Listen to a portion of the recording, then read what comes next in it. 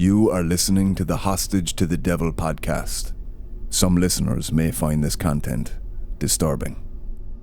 One of the books we have in our house is Windswept House, and that is a novel of some notoriety because it talks about archbishops, cardinals doing satanic rituals in the Vatican. And Martin is saying, he's quoted as saying 95% of events in this book are real, and 85% of the characters are real people. Do you personally think he's being metaphorical with the satanic ritual in the Vatican, or do you believe him? Well, I don't know. I mean, obviously I would have to be in a different position in life than I am to know for sure. But there's always been Satanism in Rome, always. Of course, there's Satanism everywhere. We ourselves are kind of satanic whenever we sin. But in terms of worshiping the dark angel, that has always existed in Rome. In the end, Father Martin would write an astonishing 16 books, most famously his work Windswept House, which has become important in the light of the crisis in the church. Malachi Martin wrote this book called Windswept House, and it's called a Vatican novel, but if you go and read the interviews or listen to the coast-to-coast interviews that Martin gave at the time that he wrote the book, he called it faction. In other words, it's fiction based on facts. It's not the kind of area that I want to spend a lot of time researching because I just feel dirty when I do it. I'd rather dig into biblical studies and things like that. But just with everything else going on, I felt it was important to bring this out one more time and to trot out Father Martin's work, which as a relatively recent Catholic I'm in my 10th year as a Catholic, and I've been fascinated by Father Martin's writings, and I feel like he had something to say. Well, you've asked for it, and here it is, the show on Malachi Martin. I thought in the first couple chapters, there's this satanic ritual of enthroning of Satan in the Vatican, and at the same time there's one done in, I think it's Charleston, South Carolina. And so everybody, including myself, is picking up a copy of Malachi Martin's Windswept House. It's actually pretty well written. There's parts of it that get tedious. Whenever he's talking about politicians, I get bored. When he's talking about churchmen, I get interested. Kind of goes back and forth. I would say read it, but don't go mentioning it as gospel. Now let's move to your latest publication, Windswept House, a Vatican novel. Yes. What prompted you to write this? The fact that there is a plan implemented for the last 5 or 6 years by cardinals and bishops, cardinals very near the Pope and cardinals throughout the world, in America as well as abroad, and bishops, to have this Pope to resign on his 75th birthday. You see, every bishop, and the Pope is a bishop, should resign at the age of 75. The Pope is an exception normally. But these people want him to resign because they don't consider that he is forward-looking enough, or vigorous enough, or liberal enough.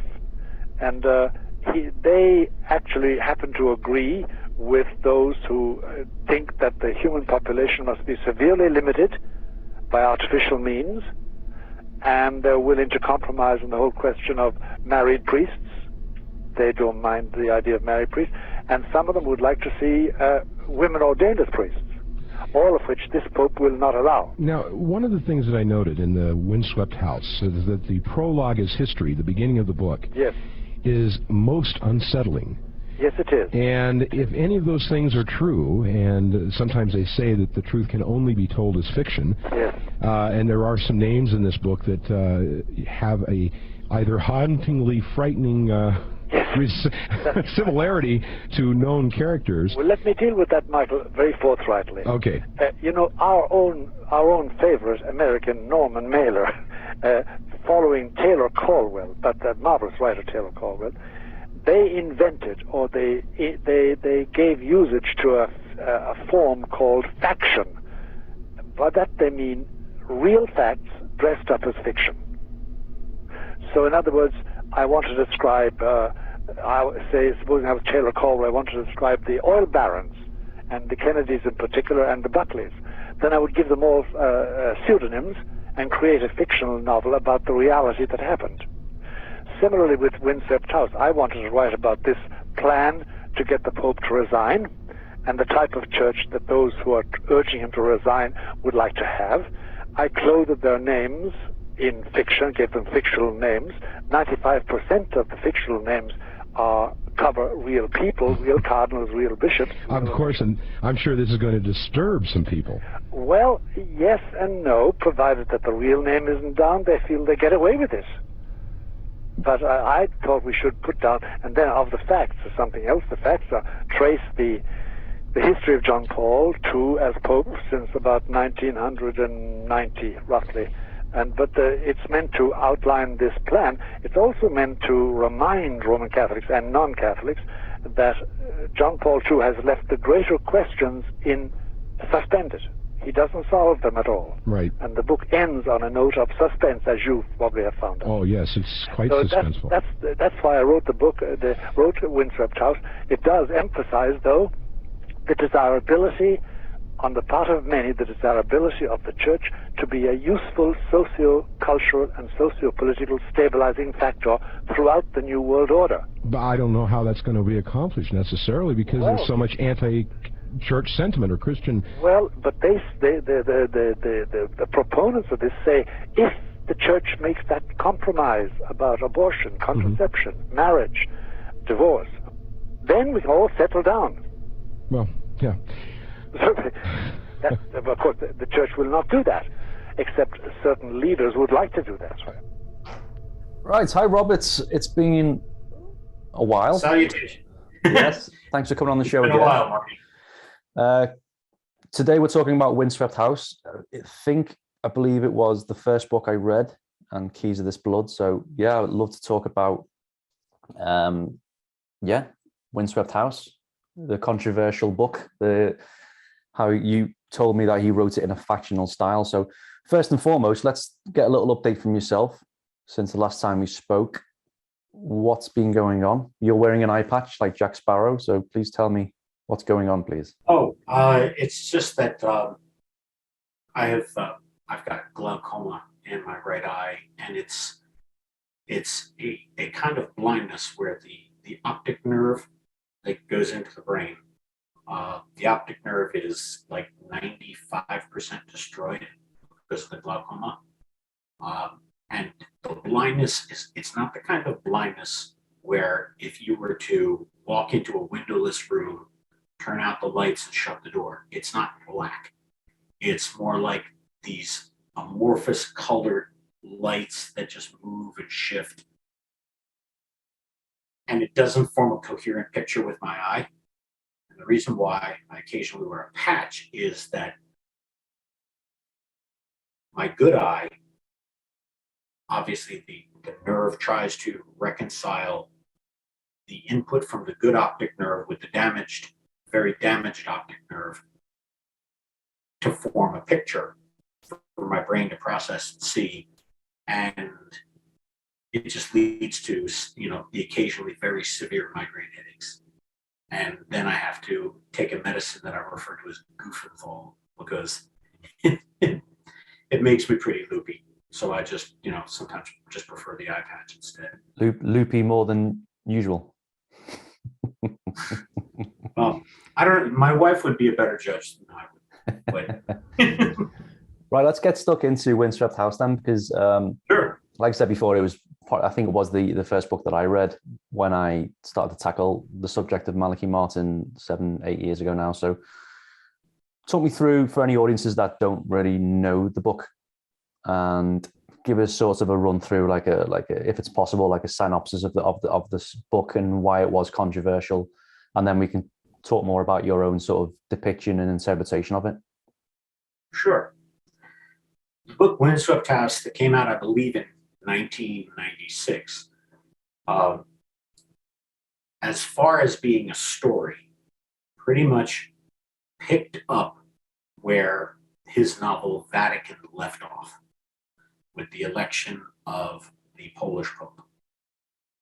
So it picked up there thematically, but it began with references to the late 1950s when Pope Pius XII received in audience members of the newly formed Council of Europe, which was the I guess, the predecessor to the European Economic Community or the European Union, EU. And he gave them a warning. He said, Europe will have its day, but unless you acknowledge and adhere to the historical Christian roots of Europe, your experiment will be a failure. And then it leaps to 1963, June 29th or 30th, with the satanic enthronement ceremony in the chapel of Saints Peter and Paul at the Vatican. A lot of people think that it is actually inside the Basilica of St. Peter, and that's not quite accurate. It's in the Vatican, but it's not in the big basilica itself. But there was it's, as Malachi was wont to say, it was a factional book. He told facts with a story, changing the names so that he would keep his kneecaps. That was his standard phrase. I don't want to lose my kneecaps. And who was he afraid? Who was he afraid of at that time then?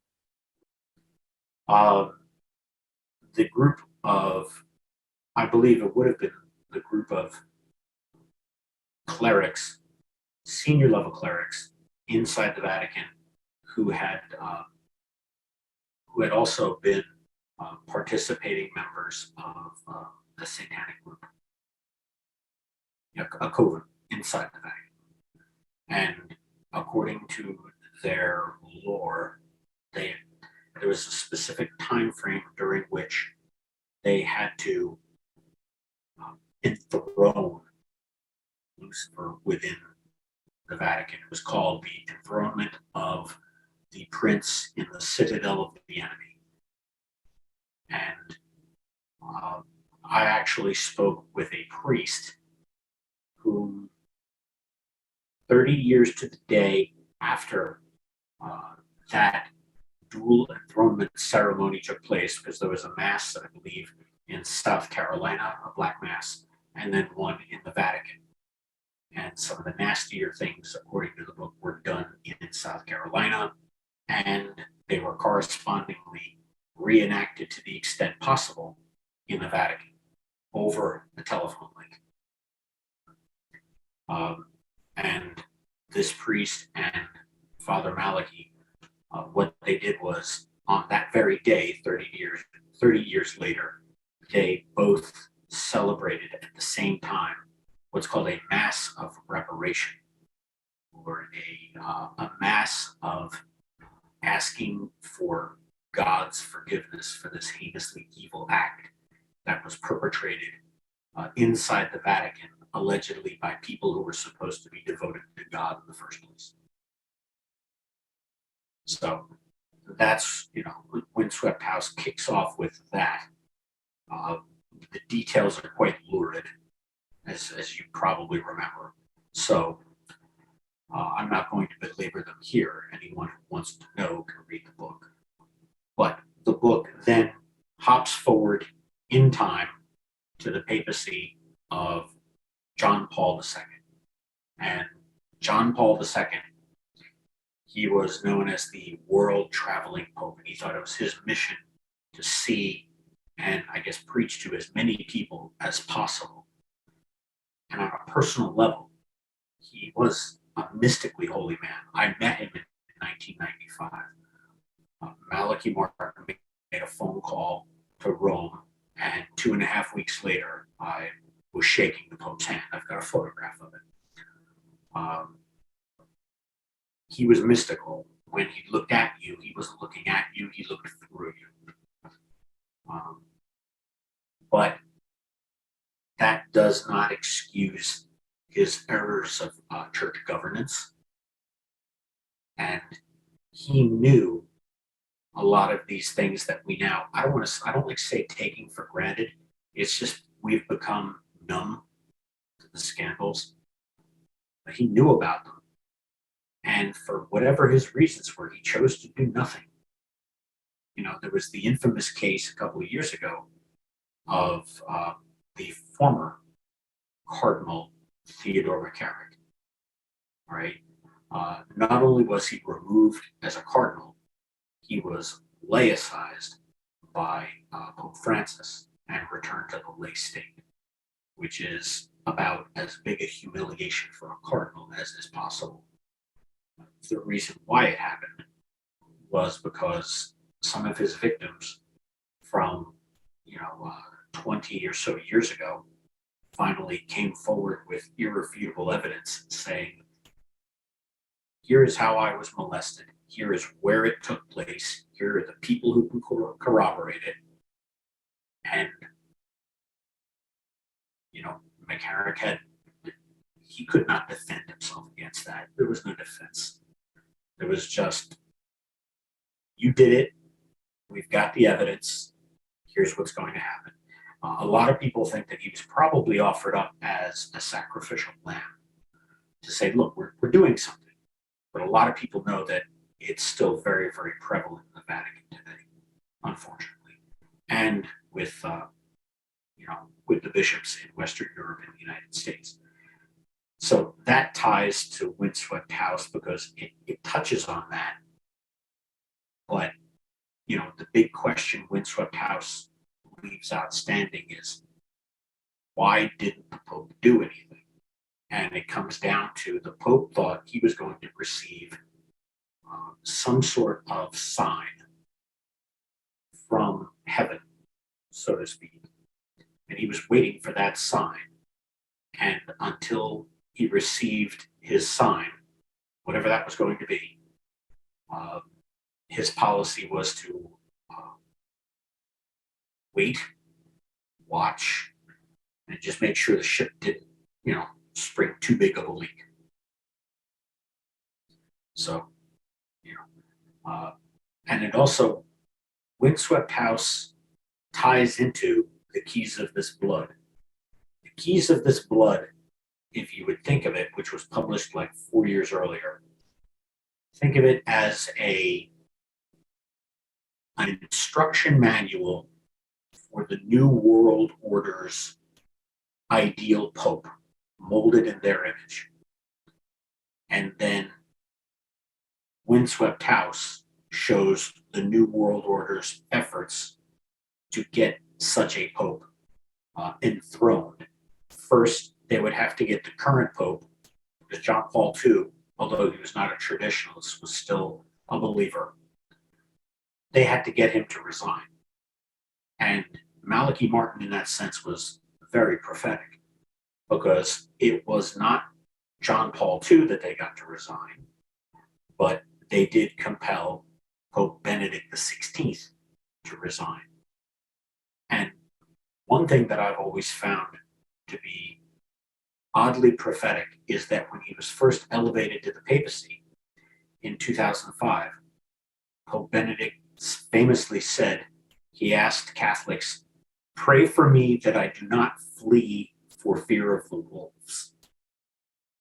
And then 8 years later, a lot of people can make the case he fled because of the wolves.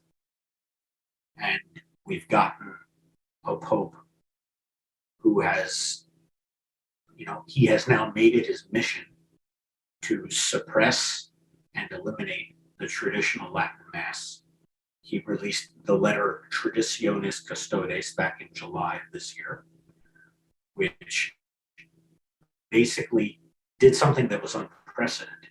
He reversed a still living former pope's very broad permission that he gave for priests to say the Latin Mass, and instituted very harsh restrictions so that in some dioceses around the world, the bishops basically said, finally, we've got a pope with the guts just to say, get rid of this thing. And they're of a similar mind as him, and they've clamped down hard. Francis himself said early in his pontificate, he said, it may very well be that I'm the Pope who causes a schism in the Roman Catholic Church. And a lot of this he says off the cuff in airplane interviews. He's a controversial Pope. And, he I guess a lot of people think that he goes stomping around in heavy army boots where angels would fear to tread. And he is exactly the Pope that Malachi spoke of in chapters 34 and 35 of the Keys of this Blood, and whom the forces aligned against Papa Valeska in the Windswept House. He's exactly the kind of Pope they were trying to get installed. He was installed by, are you familiar with the term the St. Gallen Mafia? Okay. There was a former very prestigious Jesuit cardinal, Carlo Martini. He passed away in 2012. And he was opposed theologically to almost everything Pope John Paul II and at the time his right-hand man, Cardinal Ratzinger, were doing and stood for. But he also knew he was at a certain place in the hierarchical totem pole that he had no influence over policy if we were talking about secular government. So he formed this informal group of like-minded senior prelates, one of which was the former cardinal, I believe the Catholic cardinal in London is the Cardinal of Westminster. Is that it? I think so. Okay. One of them was the cardinal from Westminster. I believe his name was Basil Hume. But there was Godfrey Daniels, Cardinal McCarrick, Cardinal Martini, like-minded Cardinal Schönborn from Vienna. They were all like-minded prelates who held that the Catholic Church had to be radically updated in order to keep pace with modern times. And it had to abandon outmoded modes of supernatural belief. Chief among them, the traditional Catholic devotional life, suppression of the traditional Latin Mass as it existed up until about 1965, suppression of traditional devotions like the Holy Rosary, all right, suppression of devotions like the chaplet to Saint Michael and the angels, holy hours, adoration of the Blessed Sacrament, because these were modern men, Marty. I mean, who goes into a church, kneels down in front of a little round piece of bread in an ornate holder and worships it as the body, blood, soul, and divinity in reality of Jesus Christ? Come on, we're in the age of iPhones and sending probes to other planets now. Yeah. That smacks of medieval fairy tales. And so now you have a pope who is in line with that line of thinking.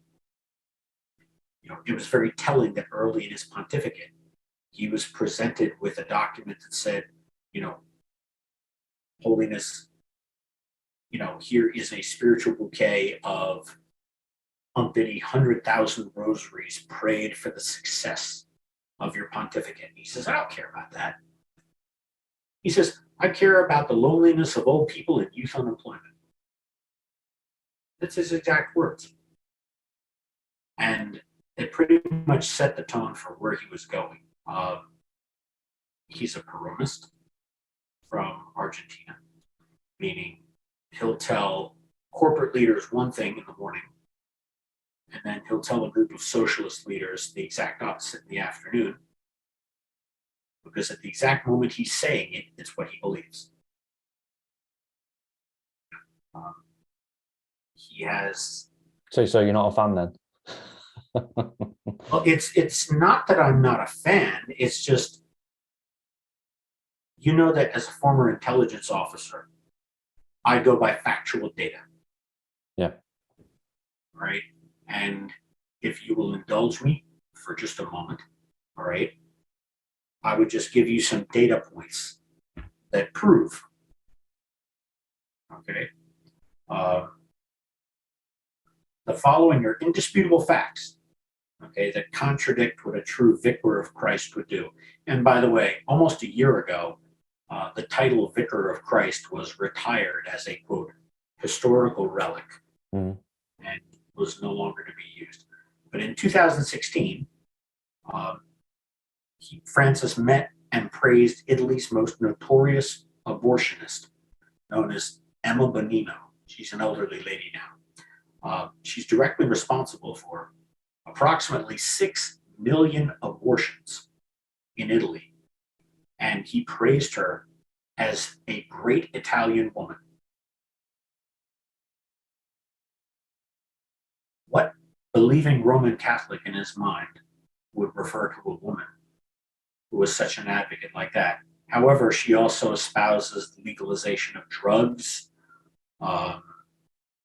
gay marriage, the whole LGBT agenda, liberalization of pornography laws, mandatory sexual education in the schools for very young children. She identifies with the 1970s feminist slogan, "We are no longer wives, daughters, and mothers. We must destroy the family."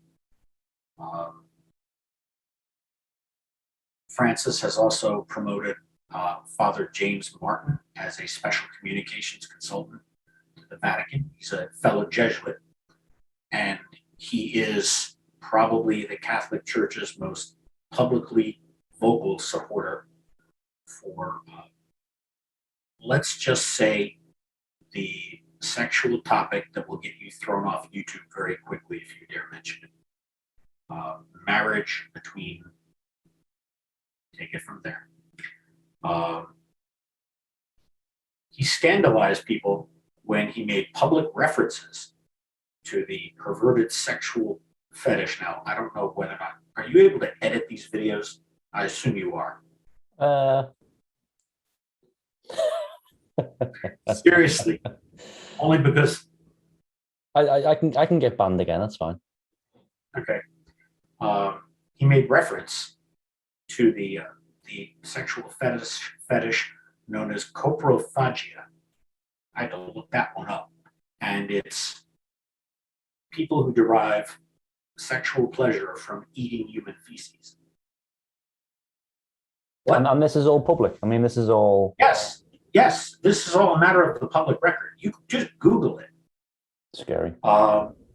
He's publicly dismantled Orthodox, holy traditional religious orders, such as the Franciscan Friars of the Immaculate. It sounds like he's been quite busy. Well, 2 more data points.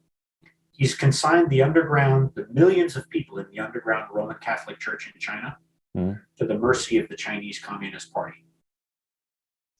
Okay. And it's, again, you can go to bitterwinter.org because it's an Italian organization that follows the persecution of Catholics, Muslims, Uyghurs, and Falun Gong in China.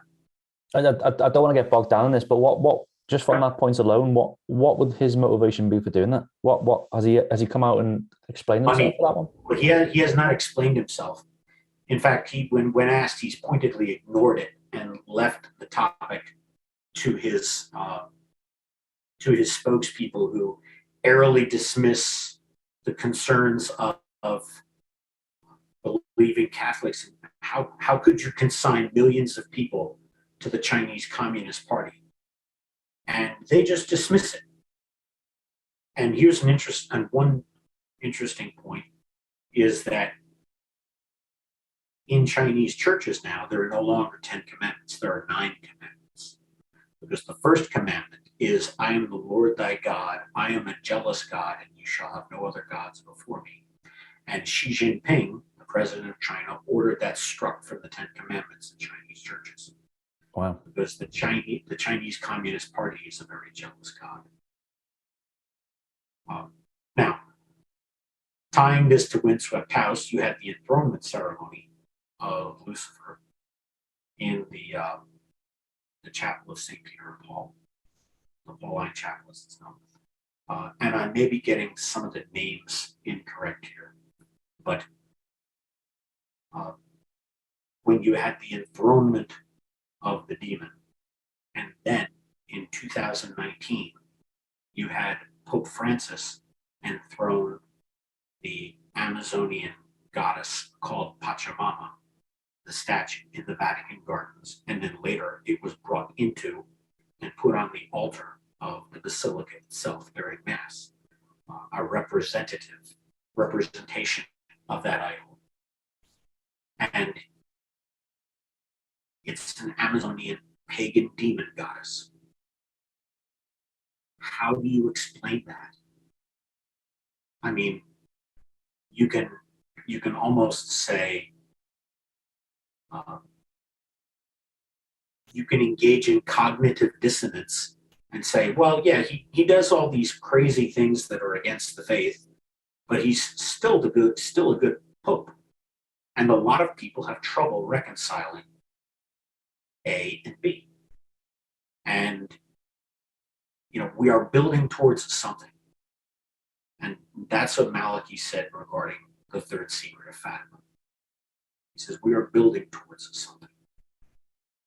And we'll leave that one to series 3, mate. I mean, Fatima yes. to me is it's a large topic which I'd love to cover in series 3. Well, that's fine. Talk to us about what you've mentioned to me previously off record about this sort of our generation would see. Is it the approaching scream of an ancient beast or something like that? Talk me through. Yes. Talk me through that. Sure. That phrase Malachi originally used back in the early 1960s with the onset of the sexual revolution in society, the liberalization in the church, but then the concomitant increase like this.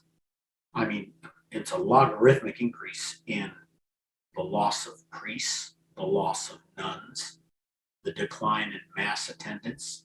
I mean, literally within the span of 20 years, you went from a church that was arguably the most robust geopolitical force in the world to something that in our day, in many parts of society, is a laughing stock. Now, if you truly believe Jesus Christ is the Son of God incarnate, how can you believe that he is now, his organization is now a laughing stock within the space of a couple of generations?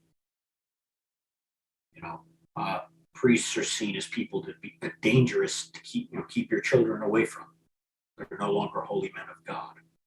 People no longer believe. People no longer go to church. That's what he meant by the approaching scream of the ancient beast, that there would come a point where God would say, okay, you've offended me as far as you can, despite all the warnings I have sent you via my mother's appearances in various places. The Virgin, as you said, Fatima, but there's also Akita, the unapproved apparitions in Garabandal, Spain, that Malachi believed in, which coincidentally began right after the Vatican refused to acknowledge and publish the third secret. But there were all these warnings, and mankind continues to basically ratchet things up against the Lord, as if to say, hey, we have iPhones, we have every technology in the world. You're irrelevant now. And, if God truly does have a plan, then, as Malachi told me once, he says, God will not be mocked forever. He says there's going to come a time when there will be a reckoning, and it will not be a pleasant one. It is spoken of in the Bible, and it's been spoken of by apparitions. And in the book Windswept House, the character of that represented John Paul II, Papa Valeska, he was awaiting a sign that was going to basically put humanity on notice, that no people could look at. They wouldn't be able to deny what it was, but afterwards they would They would still have their free will, but that there would inevitably some kind of punishment would befall mankind, which is supposed to be greater than the flood of Noah. What that is, your guess is as good as mine. There's many resources out there on approved apparitions that speak of such things. I'm not going to go on record as saying I know what they are. Okay. I have read what they may be. It does feel like recently there is an inevitable tipping point we're all going to be facing. The whole world is in turmoil with this, this COVID virus. Yeah, I call it the cerveza virus. You are going to get me banned, mate. Yeah, it's just. I know it just. I feel anyway that we are coming to some sort of tipping point, and if people want to call it a reckoning, then so be it. But yeah, let's just get back to Windswept House in a sense that why do you think the book was, as many of his books were, why was it this one sort of singled out to be one of his most controversial? Was it because he was presuming that this Black Mass did happen in the Vatican? What in your own words, why do you think this was probably one of his most controversial books? Well, that Black Mass in the Vatican was certainly one of the most controversial parts of the book. I mean, if you want to go just by sheer shock value, you could almost consider the rest of the story interesting but mundane in relation to, a Black Mass happening in the Vatican. And people question whether or not it's just a literary device for loss of faith among the senior clergy of the Catholic Church. However, for another priest who was in his mid-30s at the time, along with Malachi, on the 30th anniversary, as I mentioned before, to say those masses of reparation or to repair the evil that was done. That priest, I spoke to him and he said, I am not saying I have direct knowledge of such a Black Mass. He said, what I am saying is that it would be a grievous sin for Malachi Martin to make that up, put it into a book, and then have me celebrate at the same time, 30 years later, a formal, solemn mass of reparation for that happening, if it was merely a literary device. He said, so I know that Malachi Martin firmly believed such an event took place. The way that he found out about it was one of the participants was on his deathbed sometime in, I believe it was either the late 60s or the 1970s. And he confessed to being a participant in the Black Mass.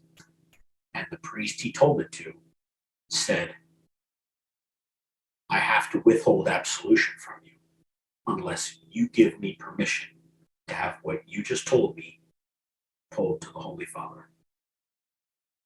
And the person who was dying, the old phrase, there are no atheists in a foxhole? Yeah. Well, he was staring over the edge into eternity and didn't like what he saw. So he said, yes, I do repent. You may tell the Holy Father everything that I've told you. Mm. And that person was part of the U.S. end of it in South Carolina. And he died with the sacraments of the church with a last minute reconciliation. But that's how Malachi Martin, he found out about that through his Vatican sources. He was very well connected. And people can the book's still online to buy and stuff. You can purchase it on Amazon in, I believe, the paperback format that I've got right over there, or I believe it's still available on Google Play. It's also available on Amazon Kindle. And there are several places where people have put a scanned PDF just out there online for free.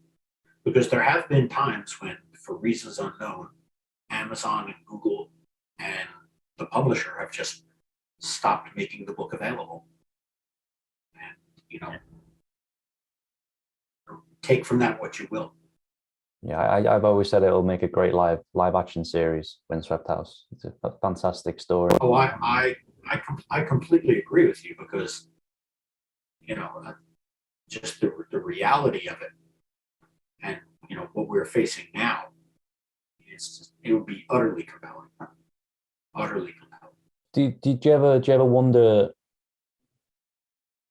fitting Malachi Martin into this current time? Do you ever think about how he would have responded to the social media surge?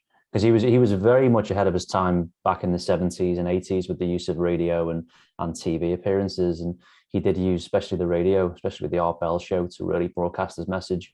How do you think?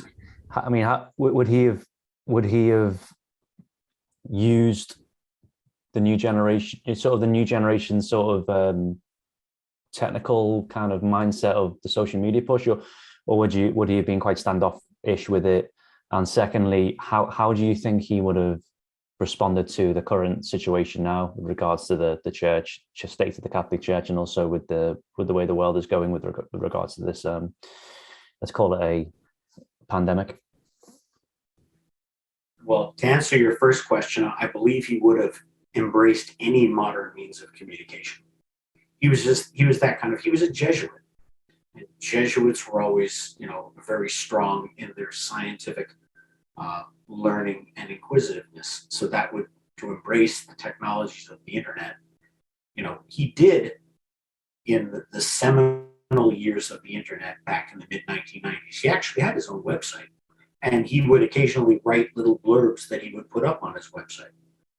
But that's been gone for years. So, but I believe he would have embraced it totally. Now, we are both under the assumption that by now he'd be approaching 100 years old. So just how physically able he would be able to do. But I do believe he still would have given interviews to people like Bernard Jansen up at Triumph Communications. Yeah. The problem is a lot of people, what they know of Malachi, they get through the Art Bell recordings. And Malachi was very, very indulgent to the people that the call screener let through. Because if someone was let through and they said, Malachi, what do you think about the epidemic of werewolves and vampires in France? I mean, the poor man had to answer that question. Yeah, there was no screening. Whereas with Bernard Jansen of Triumph Communications up in Canada, they were all very orthodox Roman Catholic interviews. And his final one, called The Tempter's Hour, sums up everything he ever said.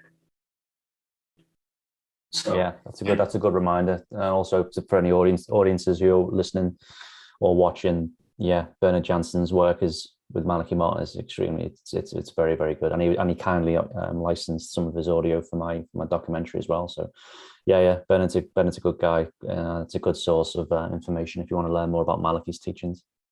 And I also believe that if he were alive today, he would be using social media, but especially communications through his writing. I thought you were going to say TikTok then. Especially TikTok. I could not. For him, TikTok would be sitting at his desk and waving at someone. What I meant by that question was, if you were to bring, it's the Malachi Martin that you knew before he died, into this sort of current period of our lives, I'm sure there is even now a lot of lost souls out there who are looking for answers and they can't find it. And would have felt like, as usual, he would have filled that sort of, would he have plugged that sort of hole for many? Without a doubt.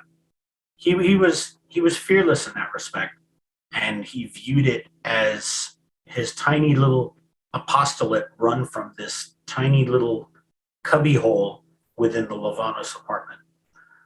It was separate and distinct. It was his little cubby hole.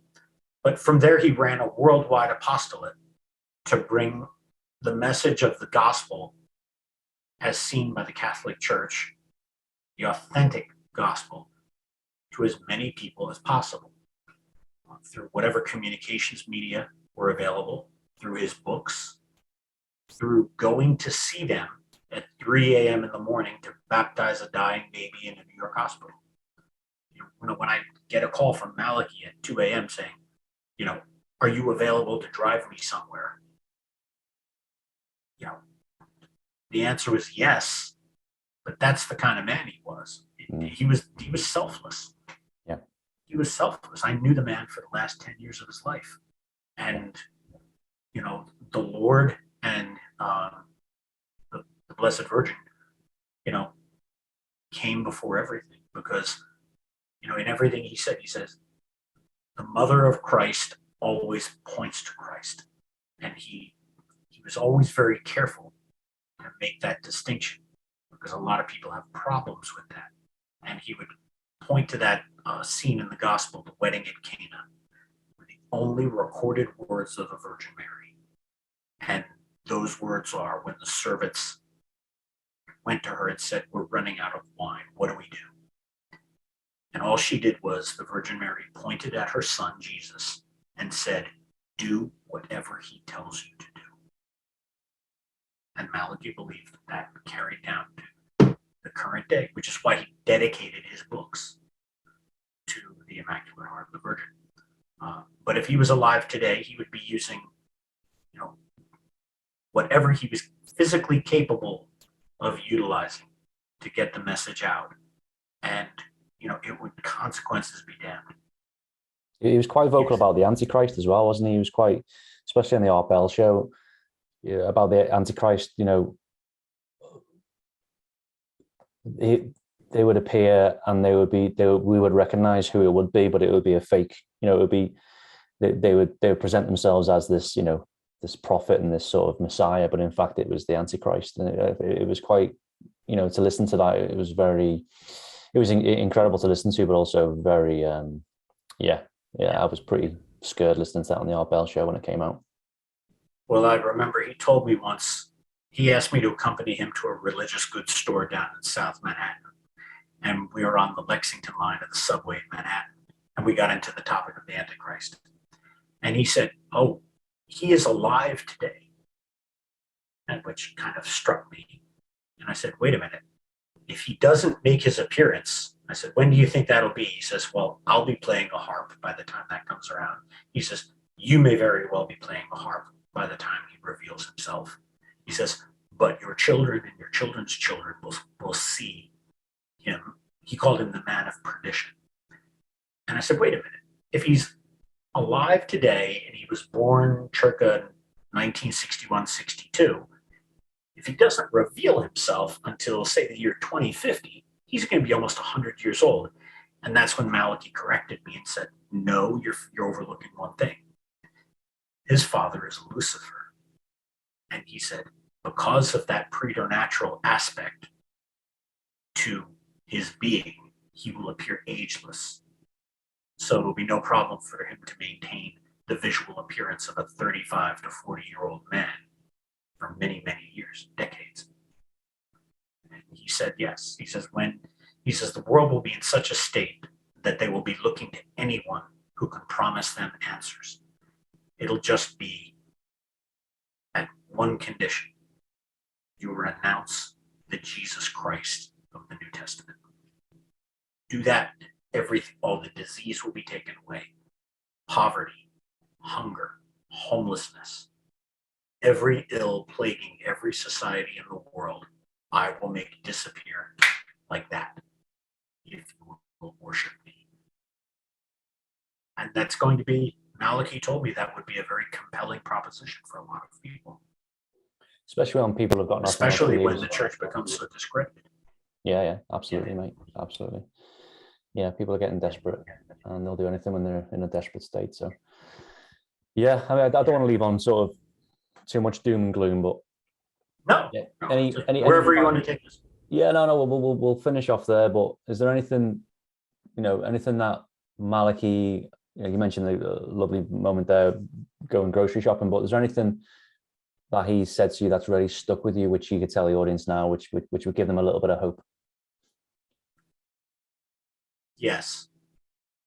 That no matter how bad things seem to become, the Lord is always in control. And as long as you maintain your faith, no matter how many people laugh at you, no matter how many people dismiss you for being an idiot or ignore you, or, it's in the Gospel of John. People will hate you and despise you and throw you out of the marketplace, the temples and establishments, all because you acknowledge my name. And Malachi would say, despite all of that, hold fast to the tenets of the faith. He said, because during the Arian heresy of the early centuries of the church, he says, we are in a worse crisis now, but we each individually know what we must do to save our immortal souls. You have the information at your fingertips. Be an adult, believe, and act upon it.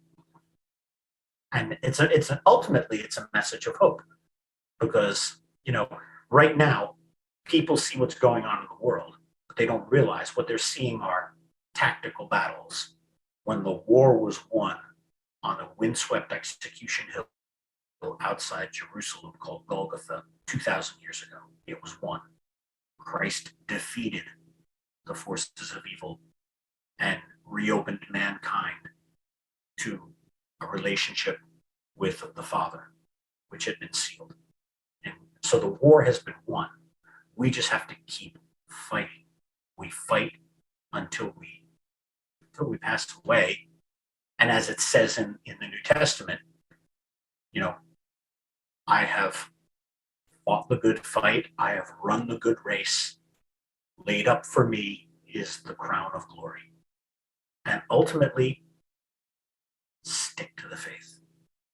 Do not deviate. Whatever anyone promises, if it deviates from it, reject it out of hand. And just be steadfast. Be a rock. Be a rock. Don't deviate from the faith, no matter what. Because the temptation is great. The temptation is at times overwhelming. I've experienced it. My confessor, my pastor knows that. It's a great temptation. But I have to hold on, because if I don't hold on, then it's nothing. So it's ultimately a message of hope, that if you persevere, everything will be fine. Because what's really important is your immortal soul. My father passed away a year and a half ago in the hospital. And for as painful as that was for me, to see him die right in front of me, all right? I also believe that his soul is in paradise. And some people might say, well, you're presuming on God's mercy. I had, a traditional Gregorian Latin masses said for the repose of his soul. But I believe. And as long as you believe, and you hold on to your belief like a pit bull dog holding onto a bone, you'll be fine. You'll be fine. The rest is all noise and chatter. Beautiful, mate. Beautiful close. Well, thanks again for your time, Robert, and it's always a joy to catch up with you. Hopefully next time I speak to you when I have an eye patch on the other eye. But oh man, I know, mate. But no, that's absolute joy. Yeah, it's absolute joy, and hope. It's a nice way to finish. A little bit of hope, a sprinkle of hope, and and by the way, I don't mean to correct you. It's a lot of hope. A lot of hope. Yeah, sorry. Yeah. As long as you hold on to the faith, as long as you hold on to the faith, and it will exist, and people will still be able to find it, no matter how many priests are canceled, no matter how many things are suppressed. If they look for it hard enough, they will find the sacraments. They will find the Mass. And if they can't find any of them, they always have the Rosary, which is the meditation on the life, passion, and resurrection of the Lord. So it's ultimately hopeful. It's good. It's good. Here's one final quote I'll leave you from Malachi, right? At the time, he didn't call me Robert or Rob. He called me Bob. And he said, Bob, there will come a time many years from now when people will say of the Catholics that lived through this period of history, they will say we were blessed and honored to be able to do that. And that's what he firmly believed. That's what he firmly believed. So,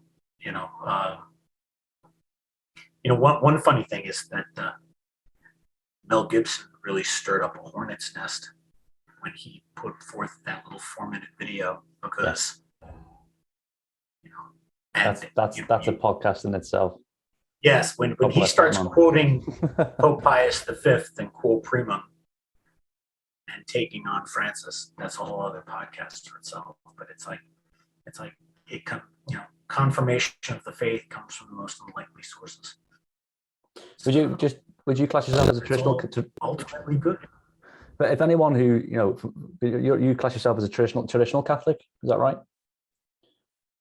Well, I call myself a Roman Catholic. A Roman Catholic. But I follow the traditional beliefs, devotional practices of the Catholic Church as they existed and were commonly practiced up until approximately 1962. So for any audiences who are listening or watching that wants to maybe go back to that literature, or to maybe, or who are sort of inquisitive about that kind of that area, where do you go for your sources of information and teachings? I would start with listening, just so they get to establish a kind of a narrative framework for the whole thing. Yeah. Literally, I would go back again to The Tempter's Hour by Malachi Martin and Bernard Jensen. Yeah. Listen to that, because in there he tells you, read this, do this, right, practice this, look for this, and you'll be okay. I believe I sent you a link to a book. I think it's called Our Catholic Faith. Okay. And it's an old book that was published up until about 1965 that has, a much easier to read and understand version of the Catechism. Right. People could go to that book. Yeah, I'll leave a link in the description. Yeah, that's great. Yes. Or even, you've heard of the Baltimore Catechism. Yeah. Okay? The Baltimore Catechism, as it was up until 1965. That would be perfectly fine. It's not difficult. We have the internet. It can be used for good and evil. But in this case, it would definitely be used for good. Great, mate. Right, I'll leave you there. Very good. Yeah. Stay safe. Keep your head down. Speak soon. You too. Brother. All right. Take care, buddy. See you, mate. Bye-bye. Malachi, what is the future of all of this? We're coming up on the end of the millennium, and everybody is acting strange, I guess, is the best way to describe it. The reason it's funny, we're in a trance. We all know in our bones, no matter how smug we may appear to be, we all know we're in transition. And since we've been talking about the Roman Catholic Church, let me say what I think. At the present moment, this Roman Catholic Church, of which I'm a member, and a practicing priest, I say Mass every day, and I hear babies, I hear confessions, and I baptize babies, and etc., etc., etc. And I'm a believer. I'm really, Michael, a fuddy-duddy, conservative believer, believe you me. Maybe that's not so bad in light of everything that I've seen here. But in the light of all that, hear what I say. This organization, I'm talking about the visible organization, from the Pope down to the local parish priest, diocese. This is a Potemkin village. It's a facade. Okay. There is no longer any evangelization taking place. No. There is no longer any vibrancy. Life has gone out of the system. As well as hope. As well as hope. The system is shot, but it's a Potemkin village, still has glorious panoplies. And if the Pope comes to this country, he can expect a crowd of 500,000, 750,000, and they come out to see him and to venerate him and to sort of say, God bless our Pope, and to stand in the rain at his Mass as they did in Yonkers. 250,000 of them stood. I know there was some really weird energy, not weird, but I mean good energy. Sure. In '93 when he was here in Denver. I know, tremendous. But the organization as such is dead. It is dead. So we're going to see some big changes. Well, you're going to see a marginalization. The Church, the Roman Catholic Church, is going to be marginalized politically and culturally. That's and reduced quantitatively finally and qualitatively bettered, but within a short time there's going to be a real shortage of priests and a real shortage of nuns. There are going to be very few Catholic colleges. okay, Malachi, that's it. I'm sorry. That's be the last word. We're out of here tonight. This is it.